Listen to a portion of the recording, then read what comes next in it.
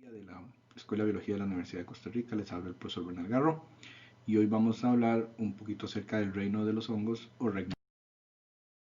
Los objetivos están conocer las principales líneas evolutivas de los hongos, las características diagnósticas de los diferentes taxones que están dentro del reino de los hongos, algunas de las características anatómicas y fisiológicas principales de estos grupos de organismos y las relaciones que establecen con otros seres vivos, dentro de las cuales tenemos relaciones mutualísticas y parásitas. Resulta que el reino de los hongos es muy interesante.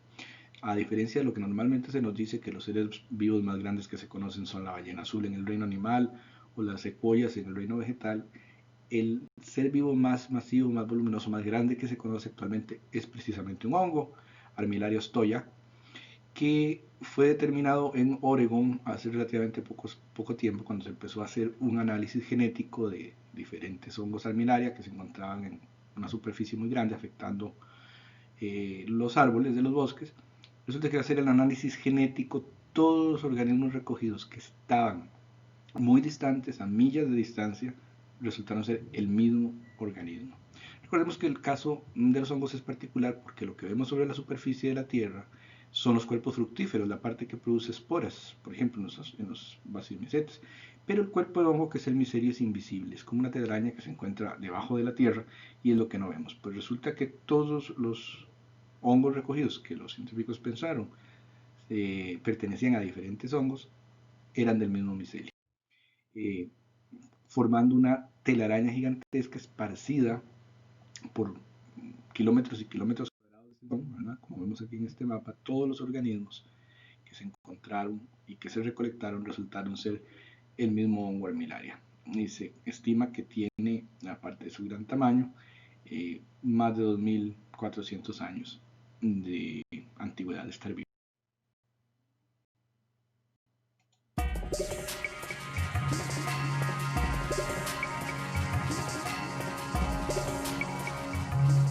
Los hongos son organismos eucarióticos con características propias que los ubican filogenéticamente dentro del reino fungi. Al igual que en las bacterias, algas y plantas, las células de los hongos, denominadas hifas, poseen una pared celular, pero a diferencia de las primeras, la pared celular de los hongos está formada por quitina y otros polisacáridos. Como los animales con los que comparten un ancestro común, los hongos son organismos heterótrofos que obtienen su energía a partir de compuestos orgánicos que metabolizan extracelularmente gracias a la carga enzimática que depositan sobre el sustrato. Desde el punto de vista anatómico, los hongos varían desde formas unicelulares y globosas, como las levaduras, hasta formas pluricelulares, filamentosas, productoras de estructuras reproductivas de considerable tamaño, como las setas. Su tamaño varía desde unas cuantas micras, como en las levaduras, hasta cubrir una superficie de un par de kilómetros cuadrados, como el hongo parásito Armillaria ostoyi, cuya colonia está afectando cerca de 900 hectáreas de bosque en Oregón, Estados Unidos. Al no poseer movimiento, los hongos colonizan los sustratos a partir de esporas o fragmentos de hifas que caen sobre aquellos y empiezan el crecimiento, colonial en el caso de las levaduras, o micelial en el caso de los mohos y las setas. Como muchos otros organismos, los hongos se encuentran colonizando una gran cantidad de sustratos, suelo, hojarasca, madera, alimentos, textiles e incluso vidrio, en un gran número de hábitats que incluyen tanto ecosistemas acuáticos como terrestres, siendo más diversos y abundantes en estos últimos. Han sido registrados en los polos y en los desiertos. La reproducción en los hongos puede ser sexual o asexual. En algunas especies, su ciclo vital considera tanto una fase sexual como otra asexual. Sin embargo, algunas especies han perdido alguna de estas fases. Tradicionalmente, los hongos se dividieron en 4 grandes grupos o filos, pero las técnicas moleculares y microscópicas han reorganizado e incrementado este número. La división Chytridiomycota comprende un grupo particular de hongos, en su mayoría acuáticos y algunos parásitos. Producen esporas, que a diferencia de las del resto del reino, son móviles por la presencia de un flagelo. Adicionalmente, algunas especies pueden presentar celulosa en sus paredes celulares. Algunas especies pueden ser parásitas de la piel de ranas, con consecuencias letales sobre las poblaciones de estos animales. Otras pueden ser de gran importancia agrícola por los daños que producen en ciertos cultivos, principalmente hortalizas. Zygomicota es una división que puede ser común para nosotros, ya que varias de sus especies, principalmente del género Rhizopus, crecen comúnmente sobre la comida o alimentos almacenados, por ejemplo, en las fresas y el pan. Sin embargo, algunas especies del mismo género son utilizadas en procesos de fermentación alcohólica o elaboración de alimentos. En el ambiente, por su capacidad degradadora, son importantes en el reciclaje de nutrientes. Un grupo muy importante de hongos es Glomeromicota, hongos micorrízicos, cuya forma de reproducción asexual es la única conocida hasta el momento.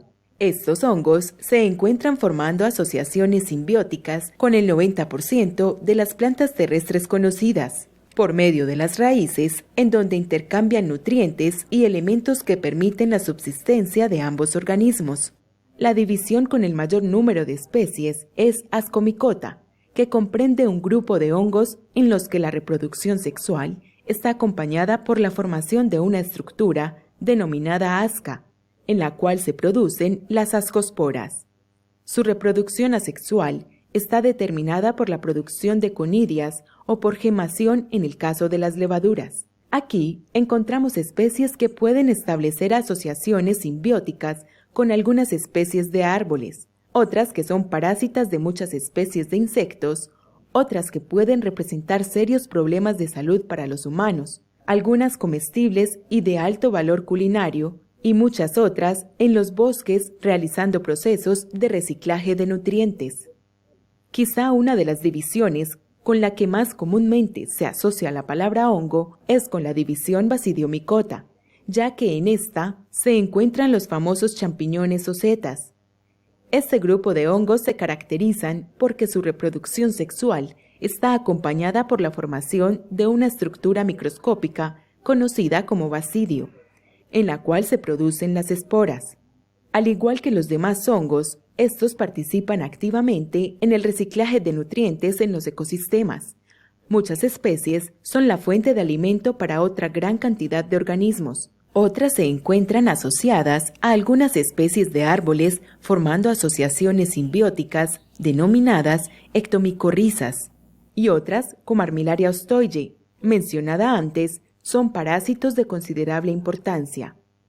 Finalmente, mencionemos el grupo denominado Microsporidia, constituido por cerca de 800 especies parásitas intracelulares de animales, cuyo hábito constituye un problema para su investigación. Bueno, y es que definitivamente los hongos son un grupo muy interesante donde ocurren cosas muy curiosas. Veamos el caso, por ejemplo, de los hongos del género Cordyceps, que son capaces de invadir el sistema nervioso de múltiples tipos de insectos y los convierten en zombies, haciendo que estos vayan a buscar una zona donde morir que sea adecuada para que el hongo siga su ciclo vital.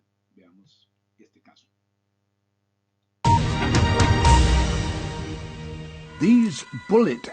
Estas hormigas paraponeras están mostrando síntomas preocupantes. Las esporas de un hongo parasítico llamado Cordyceps les han infiltrado el cuerpo y la mente.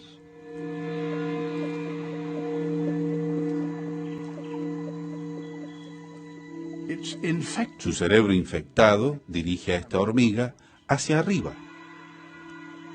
Luego, completamente desorientada, se agarra a un tallo con sus mandíbulas. Las afectadas, si son descubiertas por las obreras, son transportadas rápidamente y lanzadas lejos de la colonia.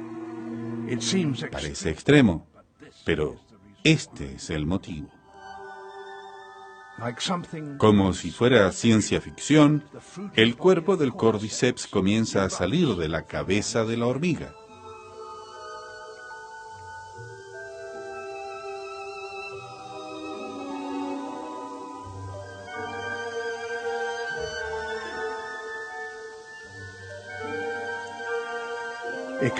Puede tardar 3 semanas en crecer, y cuando termina, las esporas mortales se liberan de su punta.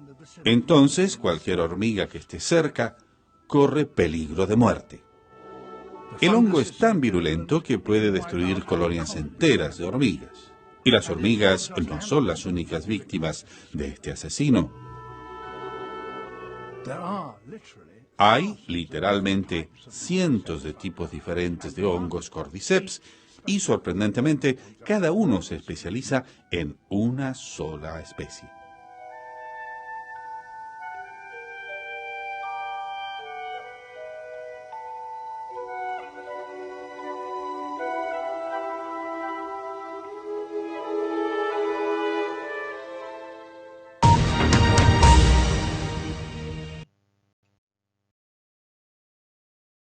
Bien, entonces como veníamos diciendo, al micelio.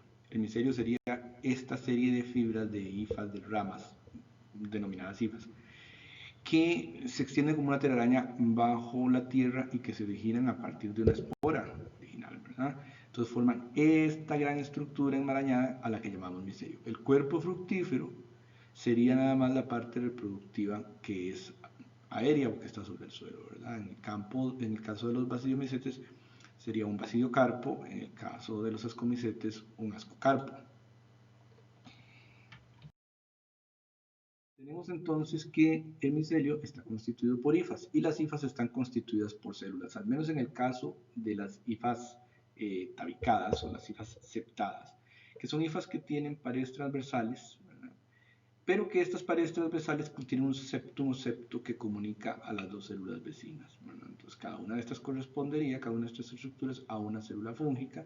Estas serían las paredes transversales de la hifa septada y estos serían los septos a través de los cuales los citoplasmas están en contacto.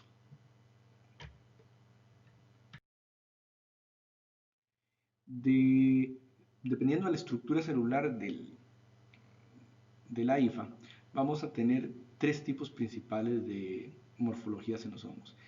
En primer lugar tendríamos las hifas cenocíticas. Las hifas cenocíticas se encuentran en los hongos que denominamos menos derivados u hongos filamentosos y en ellos las paredes transversales no existen, de tal manera que todas las células están comunicadas y podemos considerar al organismo como un solo citoplasma gigantesco lleno de núcleos. A esto se le llama una estructura cenocítica. Entonces, las hifas cenocíticas no poseen paredes, sino que están las células fusionadas y hay múltiples núcleos. Para los hongos que denominamos hongos derivados, las hifas son septadas, tal y como vimos en la filmina anterior, en donde hay paredes transversales. Si bien tienen septos, hay paredes transversales y podemos hablar de que hay cierto nivel de separación de las células entre una y otra, ¿verdad? Entonces aquí encontramos los que denominamos macrohongos como los ascomicetos y los basidiomicetos. Dentro del grupo de los ascomicetes se encuentran las levaduras. Las levaduras, como la levadura del pan, Saccharomyces cerevisiae, Saccharomyces pombe y otras, son normalmente unicelulares. En algunas ocasiones las levaduras pueden formar colonias filamentosas o agrupadas y en ese aspecto hablamos de un pseudomicelio porque no es un micelio verdadero. De hecho, algunas levaduras que son patógenas solamente cuando forman pseudomicelios. Entonces tenemos tres tipos principales de micelios: el cenocítico, el septado y el pseudomicelio. Aquí vemos una ejemplificación de un micelio septado, en donde aquí tenemos una célula, la célula adyacente, y tenemos aquí el septum que une a las dos y que interrumpe el tabique o pared transversal. En cuanto a la estructura celular de los hongos obviamente son un reino eucarionte, hay una envoltura nuclear alrededor del núcleo, y la principal diferencia con otros grupos de organismos, aparte de la manera de alimentarse, es la presencia de una pared celular distinta, porque mientras que las bacterias tienen paredes de peptidoglicano y las arqueas de pseudopeptidoglicano, las plantas la tienen de celulosa, el principal polímero de la pared de los hongos es la quitina. La quitina es un polímero modificado que es N-acetilglicosilado, como ustedes recordarán, y que se comparte entre hongos y artrópodos. Pero aparte de la quitina, hay una gran cantidad de glucanos, sobre todo los betaglucanos 1,3 y 1,6, en la pared de los hongos que están asociados con manoproteínas, formando lo que denominamos mananos. Entonces los mananos y la quitina son los principales componentes de la pared celular del hongo. A nivel de la membrana plasmática también hay una diferencia importante, y es que la principal molécula reguladora de la fluidez es una pariente del colesterol, pero que no es igual al colesterol animal, y se denomina ergosterol. De hecho, muchos de los medicamentos que están diseñados para atacar a los hongos atacan las enzimas que forman el ergosterol, porque los animales no las poseemos, ya que no son importantes, puesto que nosotros tenemos colesterol en las membranas y no ergosterol.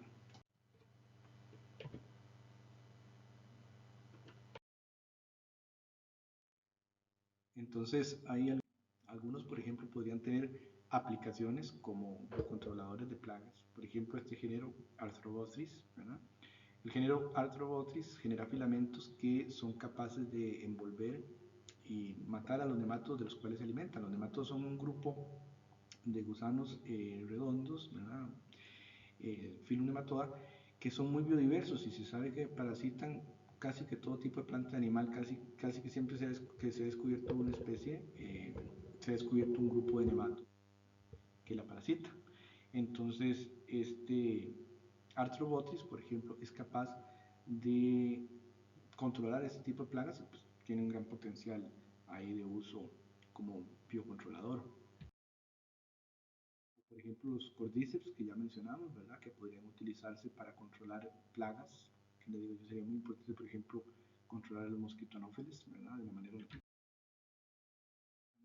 controlar ciertos tipos de insectos que pudieran ser perjudiciales.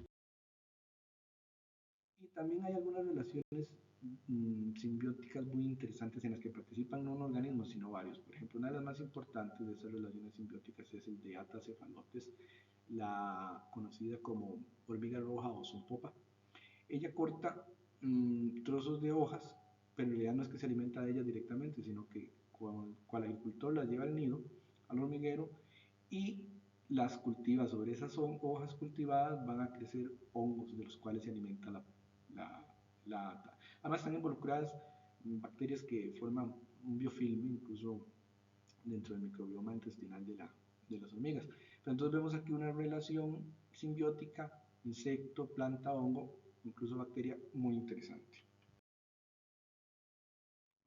Algunos hongos que hacen cosas interesantes, por ejemplo, pueden tener la capacidad de eyectar sus esporas a grandes distancias o altitudes. Por ejemplo, los llamados hongos estrellas de tierra del género Geastrum o Geaster, ¿verdad? Como este que vemos aquí, son capaces de expeler columnas de esporas, ¿verdad? De manera activa. El género Pilobolus también, que va a tener esporangios llenos de esporas encima de unas vesículas llenas de agua, que cuando calienta el sol, crecen sobre la boñiga.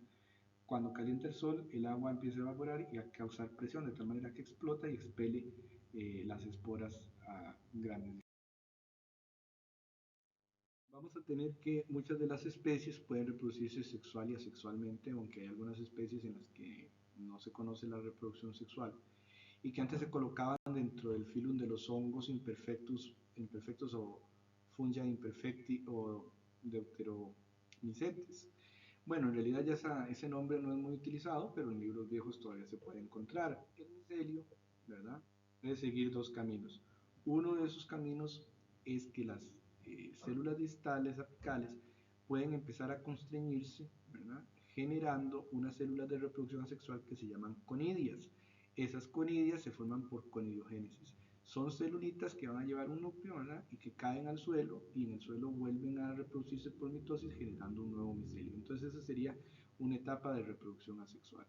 O bien el micelio podría seguir un segundo camino, y ese segundo camino es que va a encontrarse un micelio complementario. En los organismos como los hongos o las algas nosotros no hablamos de macho y hembra, sino que hablamos de cepas más, cepas menos, cepas A, cepas alfa. Es decir, son genéticamente complementarias distintas y se reconocen por distintos tipos de proteína de superficie. Entonces por ejemplo, micelios más no se van a unir, sino que se van a unir uno más y uno menos. Si casuísticamente se encuentra un micelio más con un micelio menos, unen dos de sus células, una célula más y una célula menos, y quedan pegados. Esa unión es primero solo de citoplasmas. Cuando se fusionan dos citoplasmas hablamos de plasmogamia.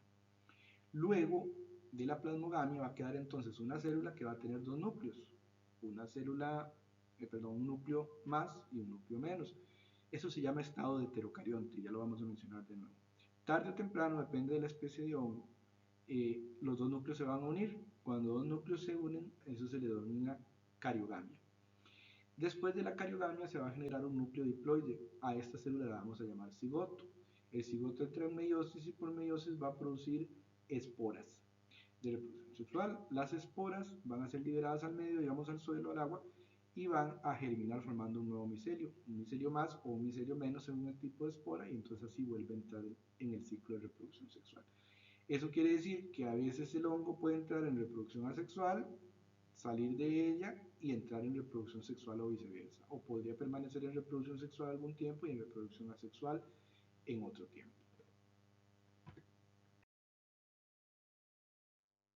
Desde el punto de vista de la taxonomía de la clasificación, por lo menos podemos reconocer actualmente 5 divisiones o 5 filos importantes o principales, digamos los básicos dentro del Regnum Fungi, que serían el Phylum Chytridiomycota o Chytridiomycetus, el Phylum Zygomycota o Zygomycetes, el Phylum Glomeromycota o Glomeromycetes, el Phylum Basidiomycota o Basidiomycetes y el Phylum Ascomycota o Ascomycetes. Estos tres Chytridios, Zygomycetes y Glomeromycetes tienen hifas cenocíticas y los llamamos hongos filamentosos o hongos menos derivados, por así decirlo, y los hongos más derivados o macrohongos tienen hifas septadas, que son los basidiomycetos y los ascomycetos.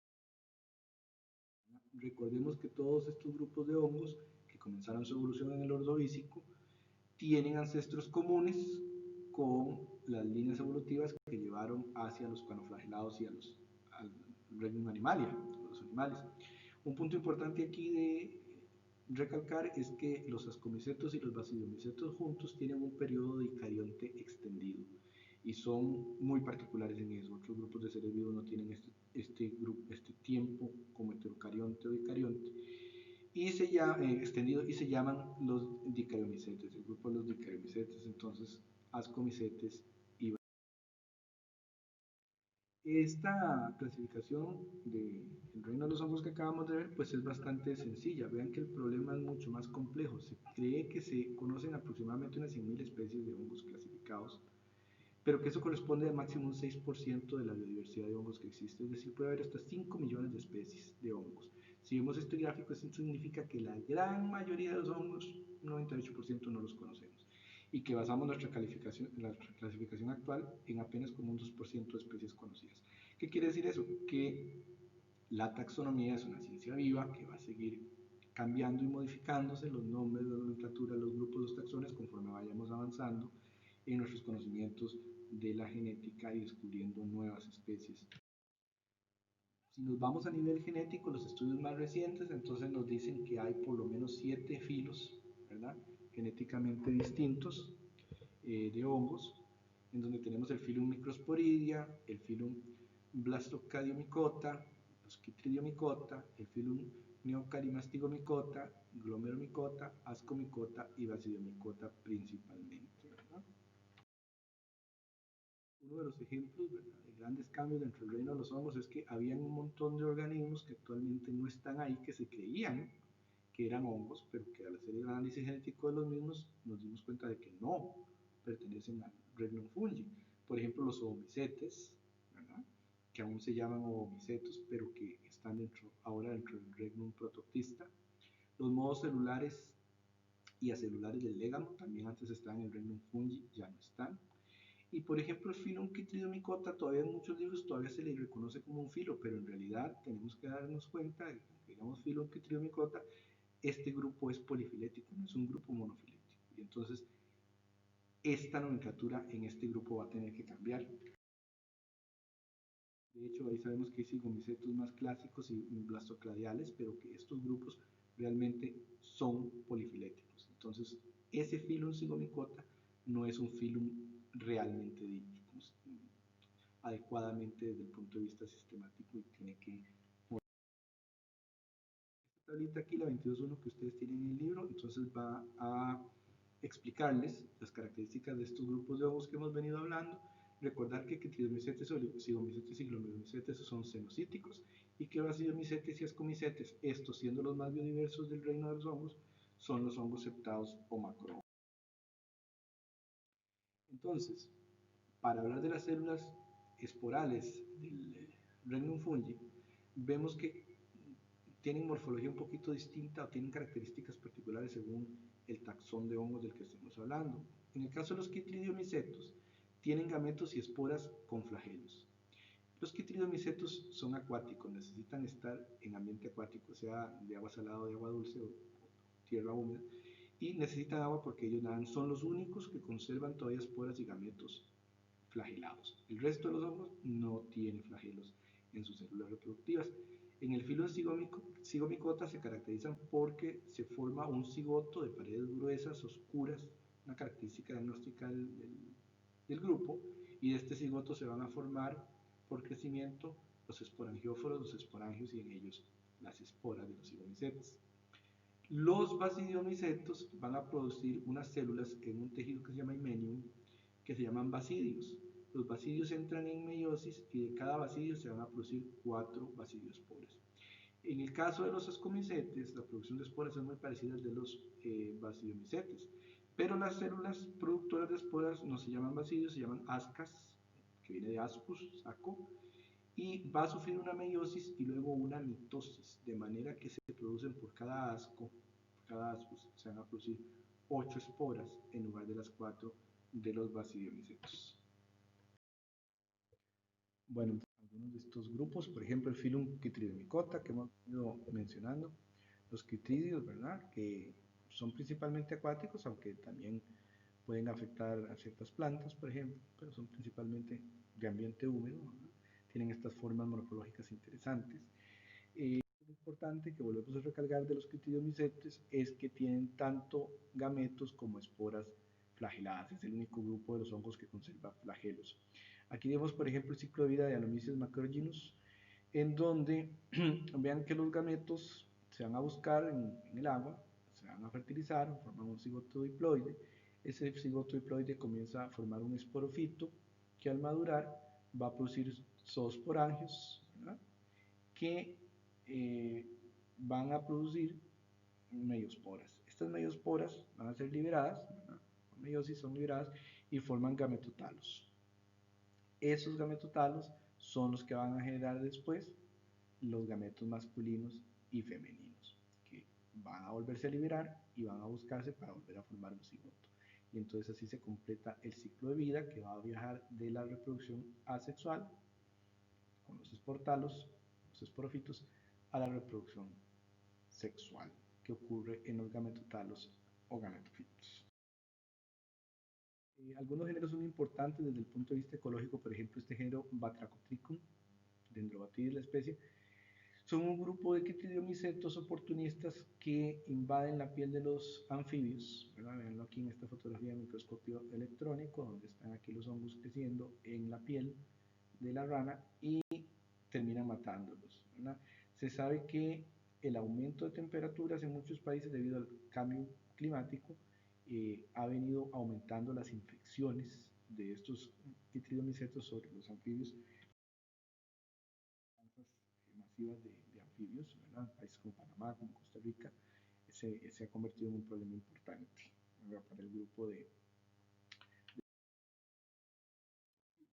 En el filum Microsporidia tenemos los microsporas o microsporidios que causan microsporidiosis. Son unicelulares y son parásitos animales intracelulares obligados. Son parásitos obligados porque no contienen mitocondrias.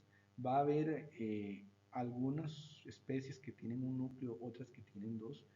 Y una característica diagnóstica es que tienen un túbulo, ¿verdad? Súper enrollado, que se llama tubo polar, el cual es utilizado como un arpón para poder clavarse en las células del hospedero, normalmente células intestinales, y que de ahí pasen los núcleos o pase el microorganismo a través de este tubo y se meta a la célula donde se va a reproducir.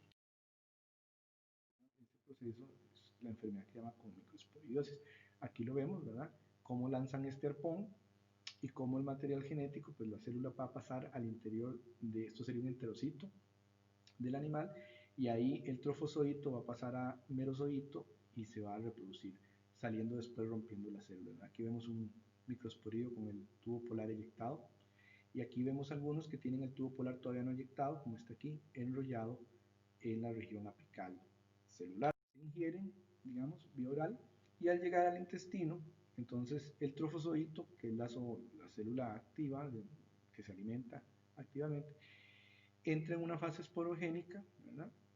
Al penetrar en la célula, se transforma en merozoitos, como dijimos, y los merozoitos van a sufrir esporogonia, es decir, van a formar esporas que van a romper las células intestinales y van a volver a salir para volver a la fase proliferativa trofozoítica, y así sigue el ciclo, ¿verdad? En el filum zigomicota, este que dijimos que no es tan filum, ¿verdad? Es polifilético. Vamos a tener lo que llamamos mohos, los famosos mohos que se generan sobre los alimentos o sobre las paredes en las casas de los países tropicales como los de nosotros, de colores verdes, grises, negros. ¿Verdad? Por ejemplo, el moho del pan. Vean que van a haber diferentes tipos de estructuras cifales. Por ejemplo, hay a manera de raíz que se llaman rizoides. Están los segmentos horizontales que se llaman estolones, y de los estolones surgen elementos verticales, ¿verdad? A los que se denominan esporangióforos. En la punta de cada esporangióforo se va a formar un esporangio, que es este de color negro o verde que le da color al hongo, ¿verdad? Al moho, y en el esporangio se van a formar las esporas.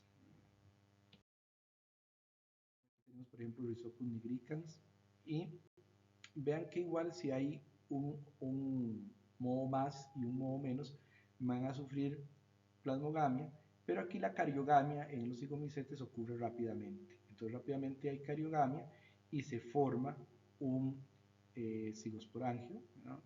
Que es la característica diagnóstica de este grupo, del cual germina, ¿verdad? Un esporangióforo que produce esporangios, y los esporangios van a dar origen a las esporas, ¿verdad? Que son liberadas al sustrato para la siguiente generación.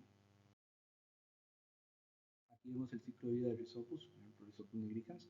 Vean que pueden tener las cifas más, los micelios más y menos pueden tener reproducción asexual. Producen esporas asexuales y se siguen reproduciendo entre ellos asexualmente.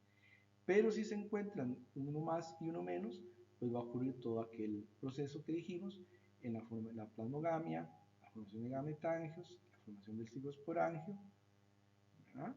La maduración del cigosporangio, la germinación del esporangióforo, y se producen esporas más y menos que van a volver a formar micelios más y menos, y así se cierra el ciclo vital.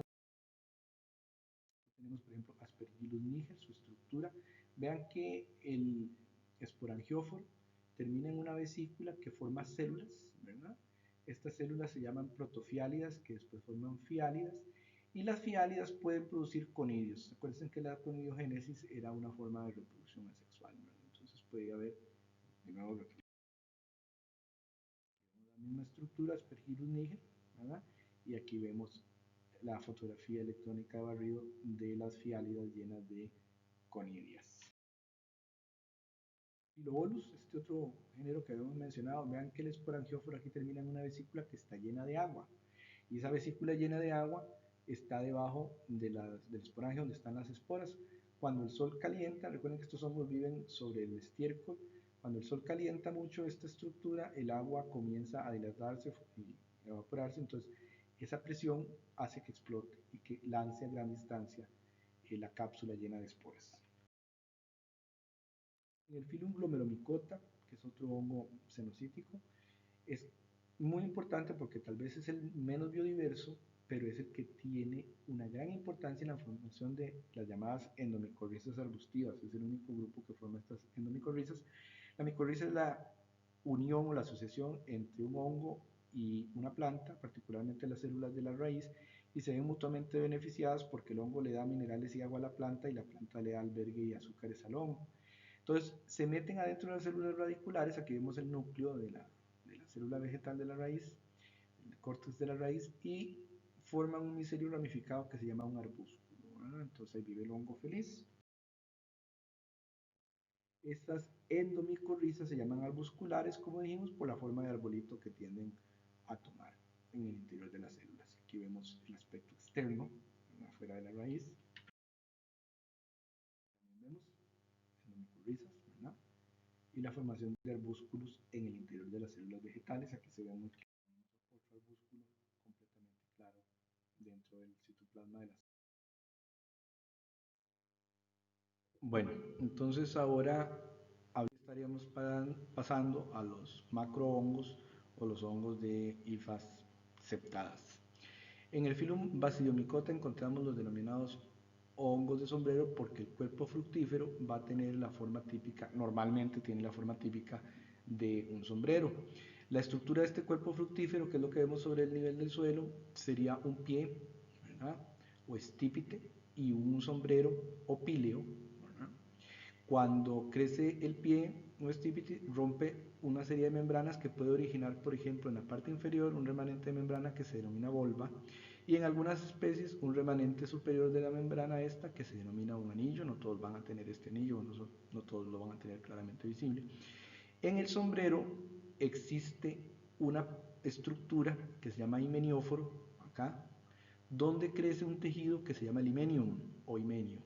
Y es en este himenio donde van a crecer las células que van a producir células sexuales, que en el caso de los basidiomicotas se llama basidio, ¿verdad? Y el basidio va a producir 4 basidiosporas.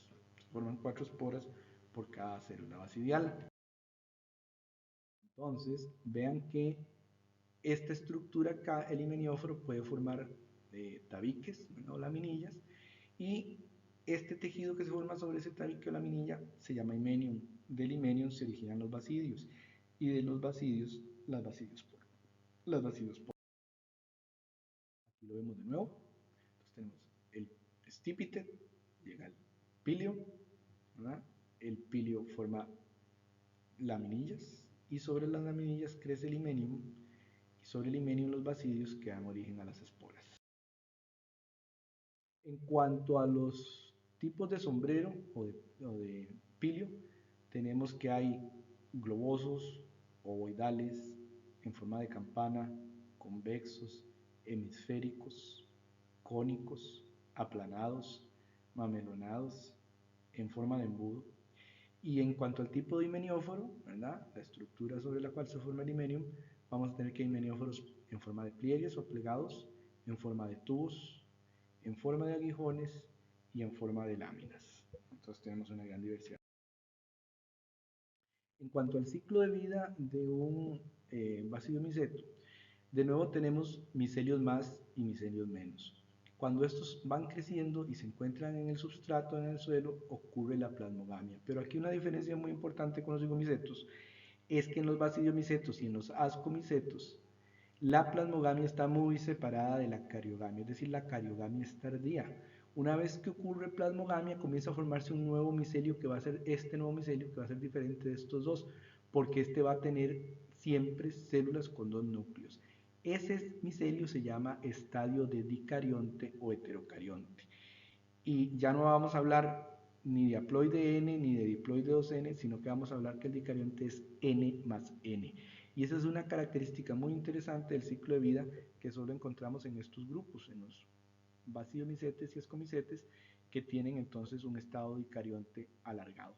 Ese micelio va a salir y formar un cuerpo fructífero sobre el suelo, y en el himenio de ese cuerpo fructífero entonces van a formarse los basidios. Es en los basidios en donde ocurre la cariogamia, es hasta aquí cuando ocurre la cariogamia. Y entonces una vez que ocurre la cariogamia, este basilio sí es 2N, sufre meiosis y va a formar 4 esporas. Las esporas, que son haploides, se liberan, caen al suelo y cada una va a formar un micelio más o un micelio menos, con lo que el ciclo de vida continúa. Aquí entonces, de nuevo, los basidios forman basidiósporas, ¿verdad? Después de que ocurrió la cariogamia, meiosis, basidiosporas. Las basidiosporas caen al suelo, se dividen por mitosis, forman micelios haploides más y menos.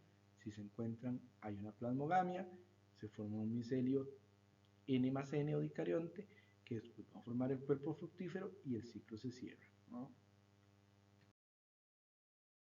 Este crecimiento especial del micelio N más N heterocarionte, que es característico de estos grupos de hongos, se da por medio de un proceso fisiológico anatómico muy interesante que se llama fibulación.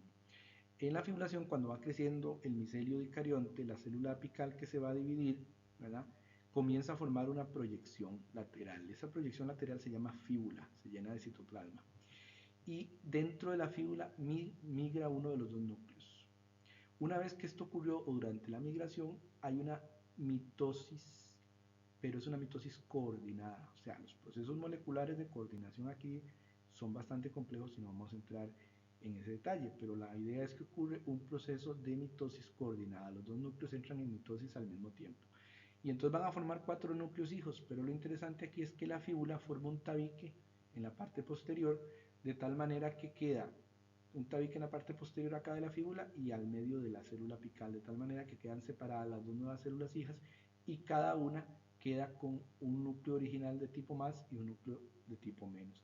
Entonces así se mantiene el micelio dicarióntico y este proceso entonces lo llamamos fibulación.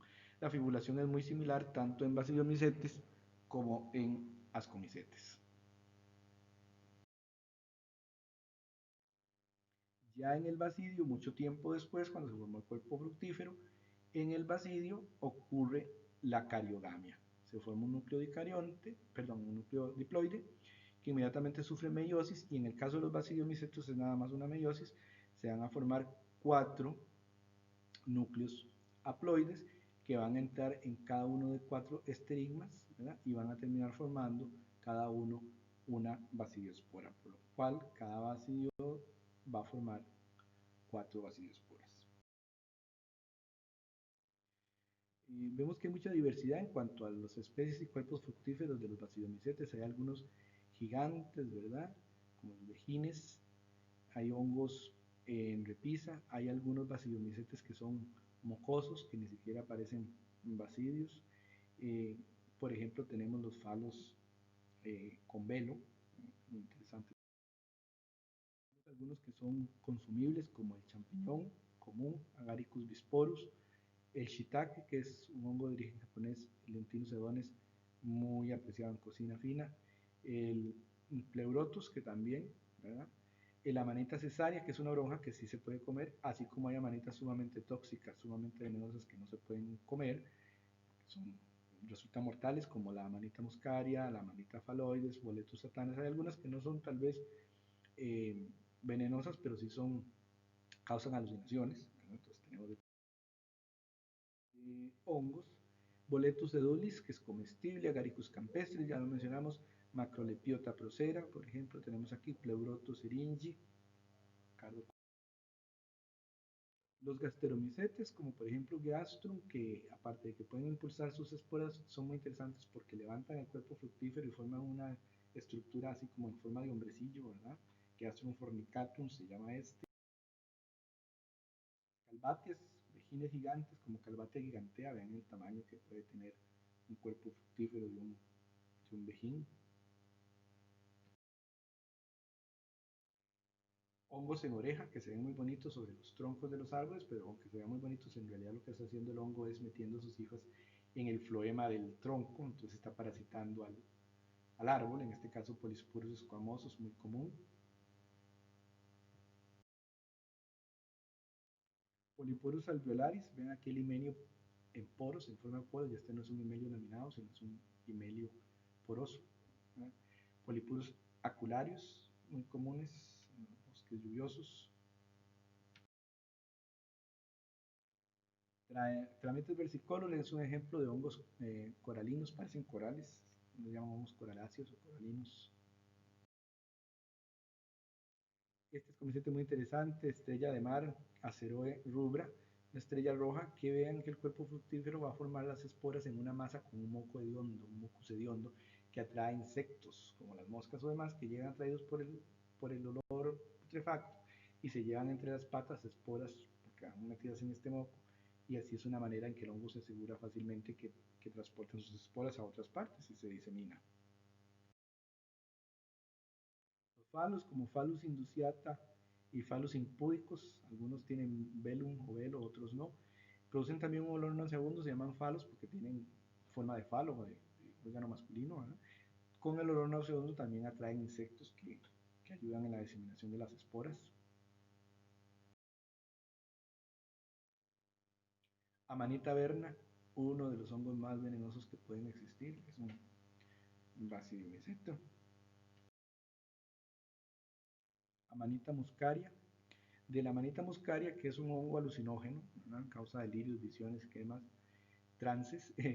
La Amanita muscaria, de ahí viene el nombre muscarínico, que se refiere a los receptores de neurotransmisores del sistema nervioso animal en el cual actúan. Entonces, de Amanita muscaria viene el nombre del receptor muscarínico. Y hay algunos basidiomycetes que ni siquiera parecen basidiomycetes, ¿verdad? Que son más bien como pululentos, como polvosos. Por ejemplo, la roya del café, Emilia Bactetrix, por ejemplo. Muchos de estos basidiomycetes pueden formar corros o anillos, como se llaman anillos de brujas, que es el mismo micelio que va creciendo circularmente y entonces va generando anillos de cuerpos fructíferos, en forma circular a lo largo de los años, y que en Europa antes creían que eran anillos de hongos sembrados por brujas, una leyenda urbana.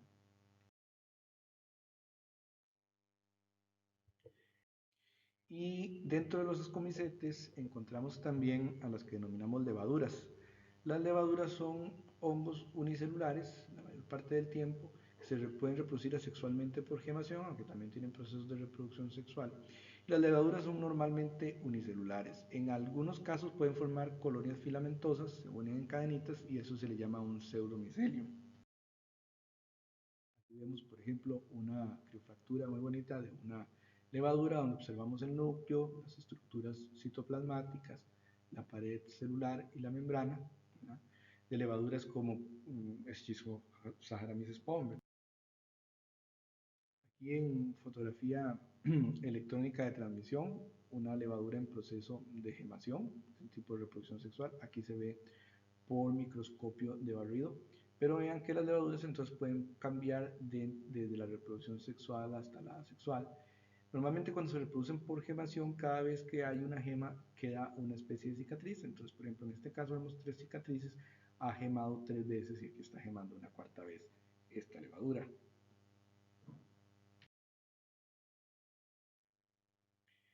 En el caso de Candida albicans, por ejemplo, es una levadura que puede colonizar el tejido, el aparato reproductor, por ejemplo, el aparato reproductor femenino, es una enfermedad de transmisión sexual.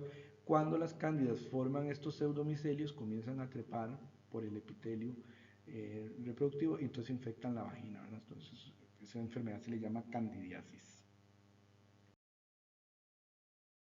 Dentro del ciclo biológico de los ascomicetes, en realidad ya hay poco que mencionar porque los detalles son exactamente los mismos que en el caso de los basidiomycetes que ya vimos.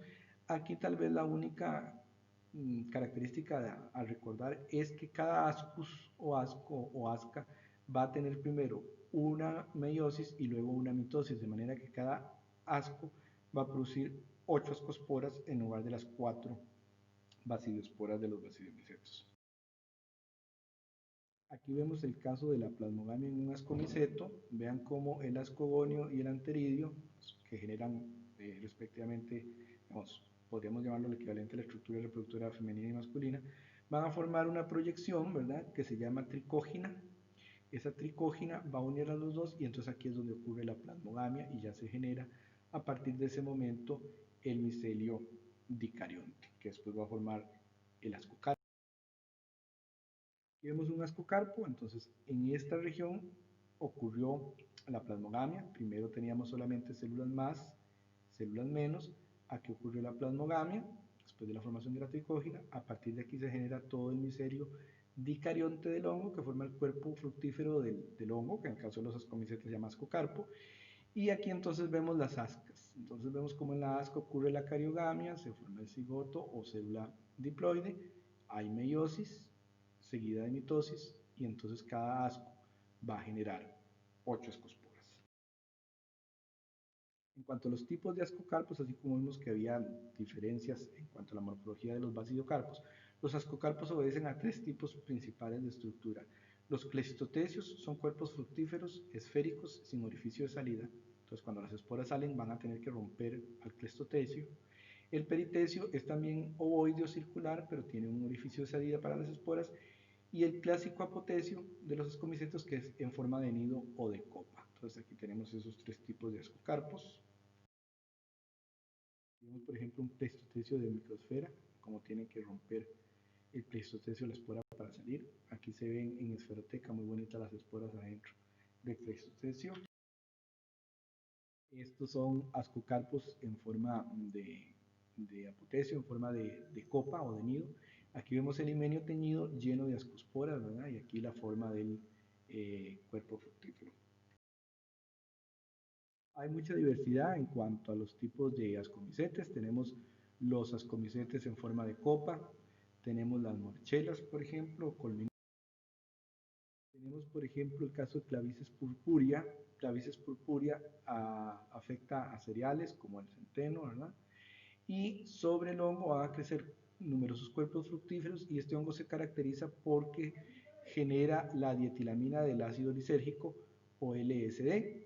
El LSD fue una droga de abuso en los años, una droga que causa alucinaciones y conducta errante en los años 60, 50, y también fue muy famoso porque el cornezuelo del centeno causó envenenamiento de muchos soldados durante la Primera Guerra Mundial. Bueno, siguiendo acá, representantes interesantes dentro de los ascomicetes, tenemos, por ejemplo, el caso del género Morchella, ¿verdad? Esta especie Morchella esculenta, por ejemplo, en donde el pilio tiene una forma colmenada y que son muy importantes en la industria alimenticia, en la industria de la cocina gourmet. De hecho, un platillo de morchelas puede andar cercano a los $50 en un restaurante fino. Otro género importante en la cocina es tuber, estos, como por ejemplo tuber melanosporum, que son las famosas trufas, ¿verdad? Oscuras, claras, que son utilizadas para hacer comida fina, dulce y salada, sobre todo en confitería fina, y que en Europa tradicionalmente todavía se buscan utilizando cerdos debido a su olfato, ¿verdad? Tienen el instinto de localizar dónde están las trufas, ¿verdad? Son bastante caras. Otro ascomiceto utilizado como alimento es el género Ustílago, particularmente esta especie Ustílago maidis, que es unos crecimientos a manera, ¿verdad? Un crecimiento cuasi tumoral del cuerpo fructífero del hongo sobre la mazorca del maíz, que es tomada, ¿verdad? Retirada, y con él se elabora una salsa oscura, muy rica, de sabor muy complejo, que se llama huitlacoche. Entonces es muy famoso y tradicional en ciertas partes de la República Mexicana pedir tacos de huitlacoche, ¿verdad? Muy interesante también y muy rico. Otro género interesante, importante de notar dentro de los ascomicetes es el género Penicillium, ¿verdad? Diferentes especies como Penicillium notatum, Penicillium chrysogenium, de donde vemos una estructura, ¿verdad? Similar digamos, a los cigomicetes, pero que pues tienen sus diferencias reproductivas con estos. Vean que acá la reproducción que estamos viendo, la etapa de reproducción es asexual, vemos las conidias, ¿verdad? En todas estas fotografías de microscopía electrónica. Aquí vemos el crecimiento del hongo en un platillo similar a este, fue donde se descubrió la penicilina que sabemos que se le reconoce a Fleming, pero que en realidad ya Clodomiro Picado la había descubierto antes en Costa Rica y no lo publicó, ¿verdad? Entonces en esta vida el que no corre pierde.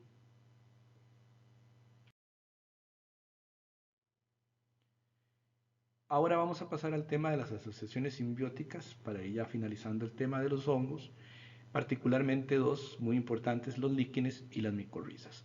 Los líquenes son la unión de un alga y un hongo, ¿verdad? Entonces son dos organismos distintos compartiendo una simbiosis, ¿verdad? Formando otro organismo.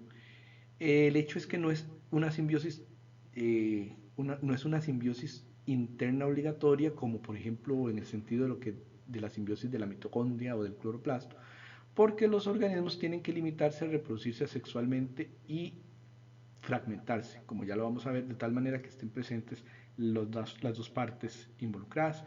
Los líquenes están formados por basidiomicetes y entonces se llaman basidiolíquenes, o por ascomicetes y entonces se llaman ascolíquenes. Los basidiomycetes o los ascomycetes van a formar líquenes con clorófitas, es decir, con algas verdes, o con cianobacterias, las que recordemos que son procariontes. Acerca de la reproducción de los líquenes. Como es la unión de dos organismos que vivan juntos, son dos organismos separados, la reproducción tiene que ser asexual. Y esa reproducción asexual se lleva a cabo fragmentando pequeñas porciones de líquen que van a viajar en el viento, van a caer al suelo o van a caer en una superficie, un árbol, una roca, donde el líquen pueda volver a crecer. Vean que en estos fragmentos, ¿verdad?, que se denominan sorelios, van a ir involucradas hifas del hongo y células del alga, de tal manera que entre los dos organismos, los dos microorganismos viajan juntos y establecen un nuevo hongo, un nuevo líquen, perdón. El cuerpo del líquen, ¿verdad? En este caso vemos que tiene aquí un ascocarpo, eso significa que es un ascolíquen, ¿verdad?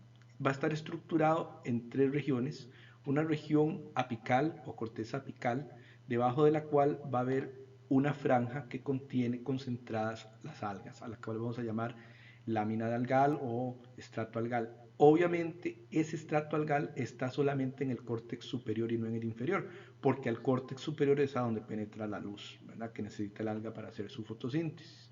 Luego hay una médula bastante relajada, bastante laxa, digamos, en términos de hifas, pero no tan gruesamente compactadas, y una corteza inferior, que es la que le va a dar sostén, hifas del hongo, que le va a dar sostén al líquen sobre el substrato sobre el cual esté, llámese una roca, llámese la corteza de un árbol, a través de pequeñas prolongaciones hifales que se llaman ricinas, a manera de raicillas, obviamente raíces no verdaderas, ¿verdad? Entonces esta es la estructura básica de un líquen. En el líquen, como arreglo simbionte, el hongo va a ser el organismo absortivo que, aparte de dar el sustento físico, el hábitat, digamos, al alga, le va a dar los minerales, el agua y todo aquello que el hongo puede absorber, y el alga a su vez le da al hongo los azúcares que sintetiza por medio de la fotosíntesis. En cuanto a la morfología, al tipo de líquen, hay varios tipos de acuerdo a la forma que estos tienen. Hay líquenes costrosos como esos que se encuentran sobre las rocas, ¿verdad?, que son pioneros en la formación del suelo. Por ejemplo, después de una erupción volcánica, lo primero que llega a colonizar el suelo son líquenes costrosos, y después se establecen bacterias y otros microorganismos y protozoos que siguen el proceso de formación del suelo, pero entonces el líquen costroso es un pionero. Líquenes escamosos, ¿verdad?, cuyo cuerpo es a manera de escama, perdón. Los que tienen forma similar a una hoja se llaman líquenes foliosos, y los que tienen estructuras con frutículas se llaman líquenes fruticulosos, ¿verdad? Hay líquenes arbustivos, ¿verdad? Entonces aquí podemos observar algunos de esos tipos principales de líquenes, que son muy distintos que los mohos. Hay gente que tiende a confundir un moho con un líquen y obviamente son cosas completamente distintas. La otra asociación importantísima de los hongos son las micorrizas. Las micorrizas es la unión de un hongo con una planta. De hecho, en la gran mayoría de los casos son importantísimas para el desarrollo de los árboles, tanto las coníferas como los árboles con flores, las angiospermas. Y el desarrollo de las micorrizas se sabe que ha sido de evolución temprana, cuando las plantas conquistaron la tierra, porque de hecho le permite a muchas plantas vivir en lugares donde no podrían hacerlo. Vean que es profusa la asociación del hongo con la raíz. Lo que va a permitir la micorriza es que el hongo le ceda a la raíz todos los minerales y el agua que absorbe del medio ambiente, porque son especializados en esto, y la planta, el árbol en este caso, va a sintetizar azúcares y le devuelve el favor al hongo dando el alimento. Les decía que el caso de la evolución ha demostrado la importancia temprana de la coevolución de las micorrizas entre plantas y hongos, porque hay suelos muy pobres en donde no podría haber tanta biodiversidad. Por ejemplo, si comparamos los suelos del norte, ¿verdad?, cerca de los países del norte, cerca del Polo Norte y demás, con los tropicales, uno puede pensar que el bosque tropical, bueno, es mucho más rico en biodiversidad, y uno podría pensar que el suelo es más rico que el suelo de los países templados o con clima continental, y resulta que no, es al contrario. Los suelos tropicales son suelos más bien pobres, delgados, que sufren gran cantidad de erosión, no podrían sostener tantos árboles. Entonces, ¿cómo es que hay tantos árboles y cómo es que hay tanta biodiversidad en los bosques? Bueno, precisamente debido a que cada una de esas especies, la gran mayoría, va a tener un hongo asociado micorrízicamente hablando. Y entonces esto les permite vivir incluso en suelos tan pobres como los suelos del trópico. Aquí vemos el caso de una fotografía electrónica en donde vamos a ver las cifras del hongo penetrando en las células del córtex de la raíz, ¿verdad? Estructuralmente hablando, hay tres tipos de micorrizas. Están las micorrizas en las que el hongo no penetra al interior de las células del córtex de la raíz, sino que simplemente envuelven a las estructuras radiculares, y ahí hablamos de una ectomicorriza. Cuando sí penetran al interior de las células, hablamos de endomicorrizas. Recordemos el caso de las endomicorrizas arbustivas o arbusculares de los glomerumicetes. Y cuando tienen un carácter intermedio se llaman ectendomicorrizas. Podemos ver aquí un árbol de junípero, vean la diferencia, un pequeño arbolito joven cultivado con micorriza y sin micorriza. La diferencia en el crecimiento es totalmente notoria, el hongo hace toda la diferencia. Aquí por ejemplo vemos una cebolla crecida sin micorriza y crecida con micorriza. La diferencia es pues bastante importante. Y entonces este tipo de micorrizas vamos a ver que por ejemplo las ectomicorrizas son formadas con basidiomicetes y ascomicetes con la raíz de la planta. Los glomerumicetes son los únicos que se especializan en las endomicorrizas arbusculares, como ya lo habíamos visto. Las endomicorrizas orquídicas, ¿verdad?, de las orquídeas, con basidiomicetes. Con los ascomicetes se forman las endomicorrizas de las ericáceas, entonces se llaman endomicorrizas ericoideas. Y con los basidiomicetes de nuevo, las ectendomicorrizas arbutoides, que tienden a parecerse a las de los glomerumicetes, pero que son diferentes, porque las de los glomerumicetes son endomicorrizas completas y estas son ectendomicorrizas.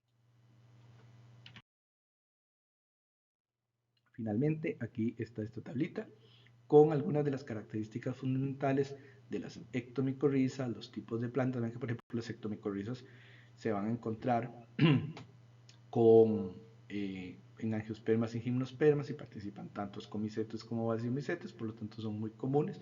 Las arbutoides, que ya también las mencionamos, que son de la familia Arbutoidea, pertenecen también a las ericáceas, con ascomicetos y basidiomicetos, por ejemplo, las ericoides, que ya mencionamos en la filmina anterior, también participan ascomicetos, basidiomicetos. Las orquidiáceas, que forman asociaciones con los basidiomicetes, y las arbusculares, que ya hemos mencionado varias veces en esta clase. Bueno, espero que les haya servido y nos estamos oyendo.